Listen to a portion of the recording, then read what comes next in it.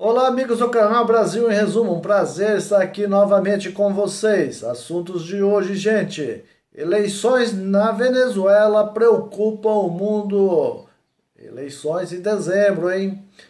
A média de leitos de UTI no Brasil também é um assunto que vocês vão ficar sabendo hoje. Diretor-geral da OMS, Tedros Adhanom, tem um pronunciamento preocupante. Também vamos falar para vocês sobre a queda do Muro de Berlim. Vocês vão ter um pouco do conhecimento disso aí. Gente, o líder da oposição venezuelana, João Guaidó, anunciou nessa semana aí, na segunda-feira, no dia 7, né, um pacto unitário apoiado por uma coalizão de partidos que pede aumento da pressão internacional sobre o presidente Nicolás Maduro, enquanto o país caminha para uma eleição parlamentar já no mês de dezembro. Então, gente, é preocupante, o país atravessa um momento calamitante, muito preocupante o que está atravessando a Venezuela. A população está sofrendo muito, muita gente atravessando pelo lado brasileiro, vindo pelo lado brasileiro. E Juan Guaidó apela para os países aí, Estados Unidos, Brasil e a comunidade europeia que numa coalizão, né, faça uma pressão aí sobre o Nicolás Maduro para que ele não interfira na eleição, né, porque geralmente a eleição ali é uma eleição fraudulenta, ou ele se renuncia, né, de participar das eleições desta vez na Venezuela. A maioria dos partidos de oposição disse que não participará da votação alegando fraude.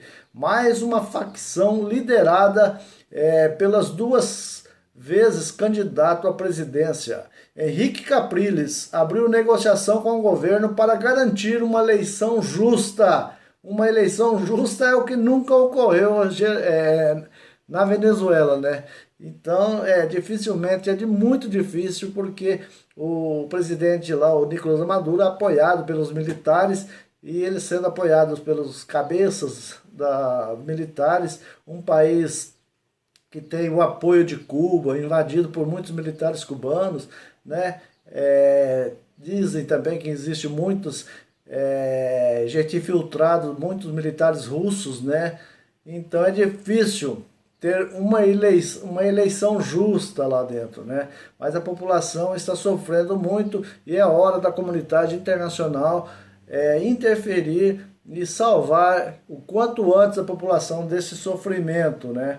Então, engajar-se em fraudes e fomentar a desunião apenas colabora com a ditadura, disse Guaidó em comentários transmitidos nas redes sociais aí nos últimos dias, né? O pacto foi apoiado pelos 4 principais partidos da oposição, bem como por 33 outros partidos e organizações políticas daquele país aí da Venezuela. Um dos seus pontos pede aprofundar e escalar a pressão internacional sem dar mais detalhes. Os Estados Unidos expandiram aí suas ações aí nos últimos meses à Venezuela aí no ano passado, né, visando as exportações de petróleo e tentando bloquear as importações de combustível para pressionar o governo Nicolás Maduro a não participar e abandonar o governo, né? Ou tem até aí o governo americano ofereceu até uma quantia em dinheiro aí para quem prendesse o Nicolás Maduro, mas essa pressão parece que não está sendo levada a cabo, certo, gente? O diretor-geral da Organização Mundial da Saúde, a OMS, o senhor Tedros Adhanom, afirmou nessa terça-feira, dia 7, agora dia 7 de setembro, que pandemias fazem parte da história e a Covid-19 certamente não será a última doença que a humanidade enfrentará. O diretor acredita, no entanto, que o mundo estará mais preparado para enfrentar as pandemias. Durante sua fala, o Adhanom destacou a importância do sistema de saúde, a saúde pública, né? Que para ele são a base para responder aos surtos de doenças infecciosas, parte do compromisso de cada país para se reconstruir. Melhor deve ser, portanto, investir na saúde pública, como investimento em um futuro mais saudável e seguro, disse o diretor. Esse Tedros Adhanom, ele tem um alinhamento político muito grande com a China, né? Então a China que tem sido aí o partidão chinês, né? Que está mais investido aí ultimamente na OMS, porque os Estados Unidos disse que não iria mais colaborar com a OMS, porque eles têm um alinhamento muito grande, né, com o partido chinês, né? Então, até porque eles nem investigaram, né? Eles nem foram investigar e se aprofundar nas investigações onde realmente, né, onde nasceu aí lá na cidade de Wuhan, onde saiu o vírus aí do Covid-19, né? Então todo mundo sabe que foi lá na cidade de Wuhan, o Covid-19 saiu de lá, mas ninguém sabe como. Diz que foi no mercado, fala-se que foi no mercado, existe a possibilidade, fala-se muito que foi criado dentro de um laboratório e foi colocado para outros países aí, né, disseminar esse vírus que tem trazido tantas mortes pelo mundo afora, né? E dentro da própria China, pelo que a gente conhece, pelos números que eles apresentam, tem morrido muito pouca gente, morreu muito pouca gente dentro da própria China, um país que tem bilhões de pessoas, né? Foram muito poucas mortes dentro da própria China, então é isso que traz você não pode acreditar muito o que está acontecendo, né? E o Tedros Adhanom, o diretor da OMS, não foi lá com uma equipe séria de países, diversos países, pegar aí, juntar-se aí com a ONU, investigar isso a fundo, né? Mas eles têm um alinhamento político aí junto com a esquerda, aí, junto com a China, e realmente não deu-se uma investigação séria, né? Então, melhor deve ser, portanto, segundo ele, investir na saúde pública como investimento em um futuro mais saudável e seguro, disse o diretor, né? Mas existe gente aí dizendo, né, que isso parece, essa fala dele aí, que vai existir novas pandemias, parece até uma ameaça, uma nova ameaça, que pode existir novos vírus, né? Geralmente os vírus têm vindo lá da China. Se isso é uma questão sanitária que existe lá na China, a OMS deveria investir mais lá naquele país, investindo nas questões sanitárias lá, né? Exigindo que aquele governo investisse nas questões sanitárias daquele país, né? Para que não disseminasse novas pandemias para o mundo. É porque a maioria das pandemias que ocorreram pelo mundo teve a sua iniciação no país chinês, certo, gente? Então surgiu aí essa fala desse diretor fantasioso e todo mundo ficou muito chateado, parecendo que surgisse essa fala como se fosse uma ameaça, né? Muito chata mesmo, né? Por isso que os Estados Unidos lá parou de colocar dinheiro na OMS, certo? Uma situação muito legal aqui que a gente vê, gente, é que a média de leitos de UTI no Brasil, né? Tem muita gente que não gosta de falar bem do nosso país. Tem muita gente que gosta de falar de outros países. Ah, os países europeus são melhores do que o Brasil. País não sei de onde é melhor que o Brasil. E a média de leitos de UTI no Brasil, gente, bate na média de leitos de países de europeus. Sabia? O Brasil teve um enfrentamento exemplar quanto está tendo, né? Mas já está caindo o número de mortos de ocorrência, ainda tem bastante, mas o número de mortos já está em decadência, né? Mas o Brasil tem um número de leitos muito maior do que outros países. Eu vou passar uma numeração aqui para vocês, lá no início da pandemia, tá? No início da pandemia, tá? De acordo com o Ministério da Saúde, o Brasil tem proporcionalmente um número maior de leitos de UTI, somando as unidades das redes pública e privada, do que países europeus como França, Itália e Reino Unido. Olha para você. Então o Brasil bate França, Itália e Reino Unido.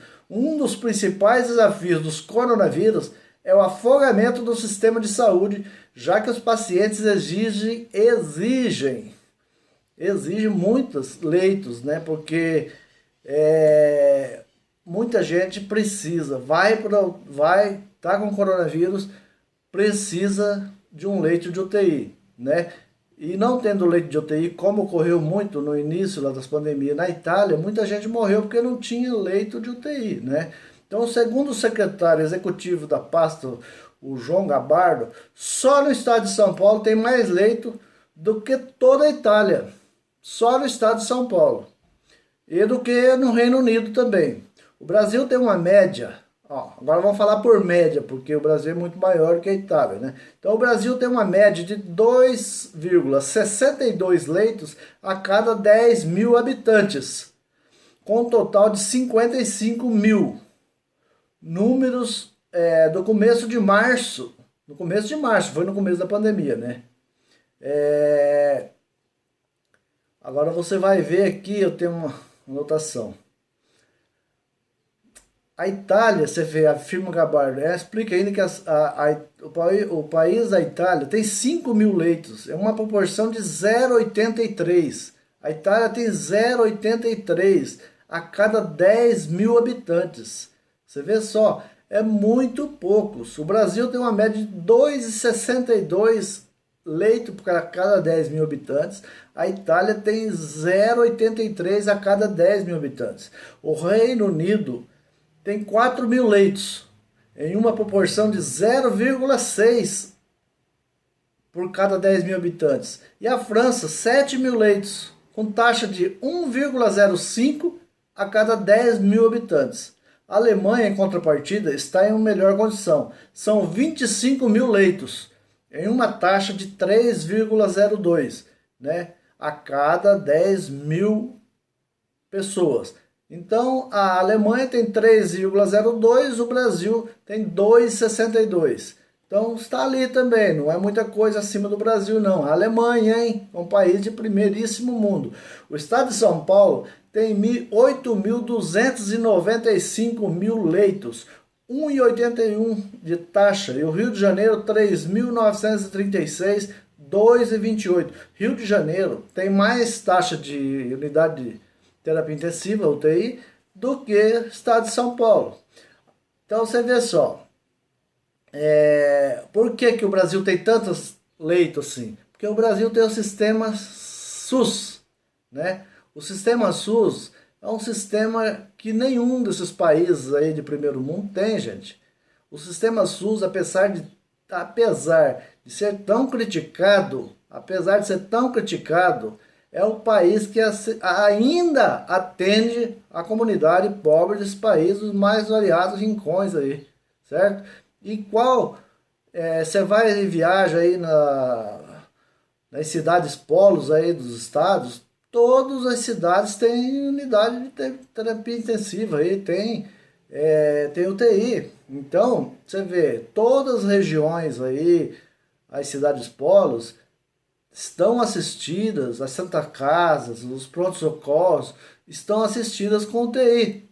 Então, temos sim no Brasil uma assistência com UTI muito grande. Ainda falta muito lá na região norte, né, um apelo maior, hospitais melhores. Manaus lá sofreram bastante, teve bastante morte no começo da Covid, até se fazer o hospital de campanha, né? Mas o Brasil, depois de iniciar a pandemia aí, após o mês de março, que iniciou os hospitais de campanha aí em Goiás, em Manaus, em São Paulo, aí aumentou muito, mas muito mesmo o número de UTIs. Então, foi que salvou muitas e muitas vidas, certo, gente? Então, o Brasil, eu não aceito quando vem muita gente falar, ah, morreu porque não tinha UTI, morreu porque não tem isso, morreu porque não tem aquilo. É mentira, é mania do brasileiro de difamar o nosso país. Tudo o brasileiro, não é o brasileiro, é o cara que come no coxo aqui, ó, e gospe, sabe? Você entendeu? É igual sabe? É comparação que eu tô falando, mas é verdade. Nós moramos aqui, gente, nós temos que engrandecer o nosso país. É um país que fomenta, alimenta esse mundo velho aí, ó, alimenta esse Brasil todo aqui. O Brasil, todas as nações têm inveja desse país pela grandeza, pela riqueza que é, e o brasileiro fica falando bem de outras nações como se nós não fôssemos nada, gente. Não é bem assim, não. Nós temos muita riqueza, temos muita coisa a aperfeiçoar. O que quebra esse país aqui ainda é a corrupção. E o governo Bolsonaro, com os seus governos e ministros, estamos agora quebrando esse paradigma e vamos quebrar esse paradigma. Eu tenho certeza que com duas administrações do governo Bolsonaro nós vamos acabar com essa ladruagem e vamos aperfeiçoar, levar esgoto, levar investimentos para todos essas camadas de sociedade mais pobres desse país, levar hospitais, atendimento, UPAs, pronto-socorro, santas casas para todos esses estados brasileiros mais pobres e acabar com esses roubalheira, corrupção, esses desvios que acabaram com a nação brasileira. É isso aí, gente. Outra coisa que eu queria tocar no assunto para vocês é a queda do Muro de Berlim. Quando houve a queda do Muro de Berlim, foi um dos acontecimentos mais marcantes do final do século XX. E aconteceu na virada de 9 para 10 de novembro de 1989. A quebra desse muro foi um dos capítulos que marcou a decadência do bloco socialista que existia no leste europeu. Então, gente, tem muita gente que gosta de ser petista, socialista, progressista, acha que é lindo, maravilhoso, né? Embarcar aí com o mundinho aí dos riquinhos, né? Isso é muito bom para o Huck, pro Dória, pros riquinhos é bom. Os pobres entram de gaiato, né? São os laranjas, né? Acha que é tudo muito bonitinho. É bonito e muito bom para quem tem casa em Miami, né? Tem celular de 10 mil reais, tem os notebooks muito bons, tem casa na praia, né? Isso é muito bom. E os laranjas entram de gaiato, né? Acha que é bom também. Então tá bom. Só que existiu? Existiu que na Segunda Guerra Mundial, após a Segunda Guerra Mundial, a Alemanha, gente, foi dividida em duas. A Alemanha foi dividida em duas. Derrotada, a Alemanha foi ocupada por tropas de 4 países, certo? Ela foi ocupada pelas tropas da França, Reino Unido, Estados Unidos e Rússia, certo? E aí o que aconteceu? Aconteceu que durante muito tempo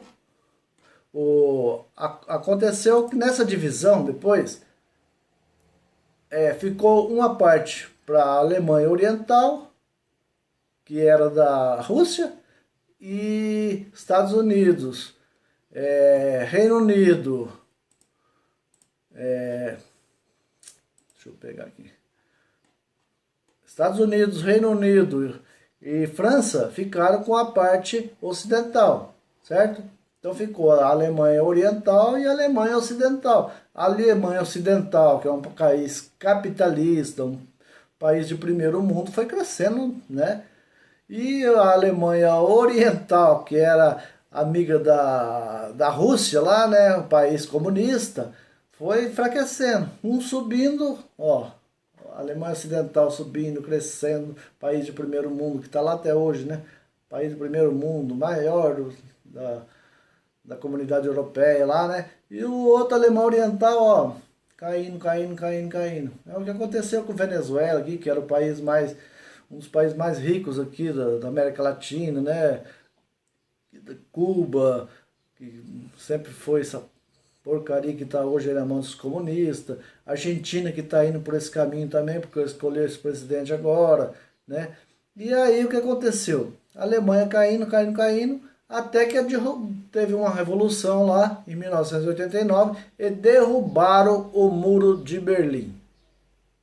Derrubaram lá em 1989, derrubaram o 9 para 10 de novembro de 1989, derrubaram o Muro de Berlim. Gente, aonde eu quero chegar? Derrubaram o Muro de Berlim. Dois países. Aqui. Um para lá, outro para cá. Você acha que correu gente daqui para lá, de lá para cá? Foi uma confusão danada? Né? Oriental correndo para cá. O socialista para cá. A outra a Alemanha para lá, oriental, ocidental, você acha o quê? É claro, gente, os alemães orientais correram tudo para cá, mas nenhumzinho alemão ocidental correu para lá. Por quê? A Alemanha a oriental não existia praticamente, era uma pobreza só, estava igual uma Venezuela. É isso que eu quero colocar na cabeça dessas pessoas que querem ser socialistas, comunistas, progressistas, que torce para a volta do PT, PDT, que PCdoB, você entendeu? Então, gente, é isso aí que eu falo para vocês. Você quer um país comunista? Você quer que o Brasil se torne uma Alemanha oriental, uma China, uma Venezuela, que está indo agora a nossa Argentina aqui, querida? Você quer? Eu não quero. Eu não quero. Então é isso que eu queria explicar. O dia que quebrou o muro, os alemães orientais vieram todos para a Alemanha Ocidental. Ninguém da Alemanha Ocidental foi para a Alemanha Oriental, a não ser depois, para conhecer como que era lá. Certo? Então só isso para vocês refletirem.